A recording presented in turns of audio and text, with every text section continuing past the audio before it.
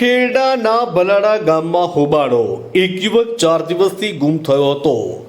ગુમ થયેલ યુવકની શોધખોળ હાથ ધરી હતી. પરિવાર દ્વારા ગ્રામ પંચાયતમાં સીસીટીવી કેમેરા ચેક કરવા જતાં કેમેરા બંધ હાલતમાં મળી આવ્યા હતા.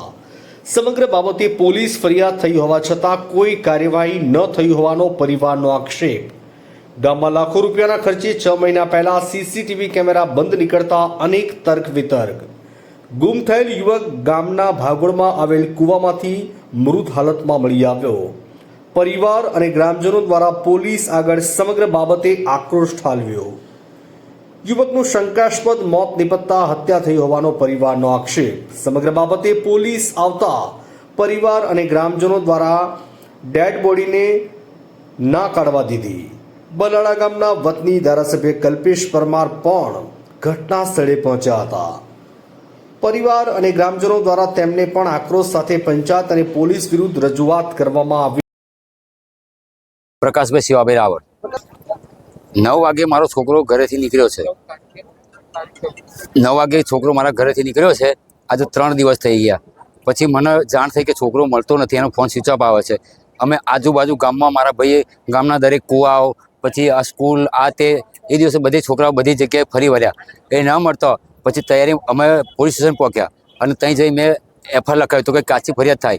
એમણે એમ કહ્યું કે છે તમારો છોકરો કઈ ગયો, શું થયો. કાચી ફરિયાદ લખી, પણ પછી રાતે પણ પાકી ફરિયાદ એફઆઈઆર લખાયો. એ લોકોએ અમને પછી કોઈ કાર્યવાહી કરી નહીં. 4 દિવસ થયા નહીં. ભલાડામાં કોઈ જવાબ લેવા આવ્યા કે નથી. કોઈ જગ્યાએ છોકરાની ઉપરથી મને એમ કહે છે કે તમે ખોરો, તો જો મારે ખોરવાનું હોત તો હું પોલીસ સ્ટેશન શા માટે જાત. મેં એમ કહ્યું કે સાહેબ મારા છોકરાના જીવનું જોખમ છે, મારો છોકરો ગાય જેવો છે, અને જીવનું તમે છેલ્લા કોલ કોણ આવ્યા છે એટલું ખાલી તપાસ કરાવો તો ખબર પડે કે છોકરો કઈ બાદ લઈ ગયો, કોણ લઈ ગયો, કોઈ ધમકાયો છે. તો મને એમ કહ્યું કે તો બધું 10 દિવસે બધું આવે એમ, એ ક્વોલિટી અત્યારે ના મળે. તો મને કહે છે, મેં કહ્યું સાહેબ ક્વોલિટી મારા છોકરાને ખોરવો કઈ નથી, એ તો ખોરવા નીકળ્યા. મને કે તમે ખોરો. પછી આજે મેં વાત કરાવી કે સાહેબ હજુ કંઈક તકલીફ છે, મને ક્વોલિટી આપો. તો મને કે હજુ 4-5 દિવસ વાર લાગે. તો 4 દિવસ 8 દિવસ સુધી મારો છોકરો કંઈક થઈ ગયું. આનો જવાબદાર કોણ? એનો જવાબદાર લીંબાસી પોલીસ સ્ટેશન. અને જ્યારે મેં કેમેરા અહીંયા આગળ કેમેરા ભરાડા ગામમાં મારેલા છે, તો મેં તૈયારી બપોરમાં કેમેરા પંચાયત ઓલરેડી ઓનો કોઈ વહીવટદાર જ નથી. ઓનો કોઈ સરપંચ કે બસ ફાવે એમ એનો દુરુપયોગ થઈ રહ્યો છે. પંચાયત તો ફાવે એમ પંચાયતનો દુરુપયોગ થઈ રહ્યો છે. જ્યારે મેં પંચાયત ખોલાયું અને પંચાયત ખોલ્યા પછી ત્યારે કહે છે પાસવર્ડ ખોવાઈ ગયો છે, આનો કોઈ માલિક નથી. પછી પાસવર્ડ મંગાવ્યો, જે આનો નાખ્યા છે એ ફોન નથી ઉઠાવતો. પછી આણે પાસવર્ડ મોકલાવ્યો. પાસવર્ડ જ્યારે માર્યો, જ્યારે એનો ડેટા ખુલ્યો ત્યારે અંદર જે ઉપરથી વાઈફાઈ કનેક્ટ કરવાનો વાર એ કેબલ કાઢી નાખેલો હતો.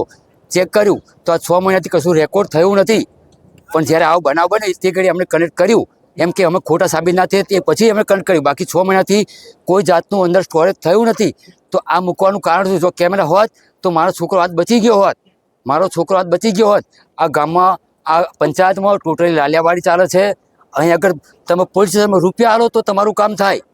રૂપિયા આલો તો હું એમ કહું છું કે કોઈ અધિકારીનો છોકરો કિડનેપ થયો હોત, એના અધિકારી છોકરાને કોઈ ઉઠાઈ ગયો હોય તો સાહેબ કલાકમાં ગાડીઓ દોડતી થઈ જાય, કલાકમાં એમને કોલ ડિટેલ મળી લે.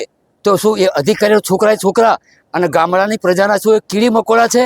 ગામડાની પ્રજા કીડી. આજ મારો જો આજ તમારા ગામનો જશે, આ ગામનો જશે, આ કઈ કીડી મકોડા છે બધા ગામની પ્રજા. અધિકારીનો છોકરો જાય તો કલાકમાં ગાડીઓ દોડતી થઈ જાય છે અત્યારે. અને જ્યારે આ બનાવ બન્યા પછી મારા છોકરાએ ગામના તમામ કૂવા, તમામ અવાર જગ્યાઓ બધે રોજ છોકરા તપાસ કરે છે. પણ આજે અચાનક આ વસ્તુ જોઈ ને, અને ત્યારે કોઈ મારા છોકરાને બૂમ પાડી કે તારો ભાઈ અહીં આગળ પડ્યો છે. ત્યારે એમને ખબર પડી કે આ છોકરો અહીં છે. હકીકતમાં અહીં આગળ કોઈ એને આજે નાખી ગયું છે.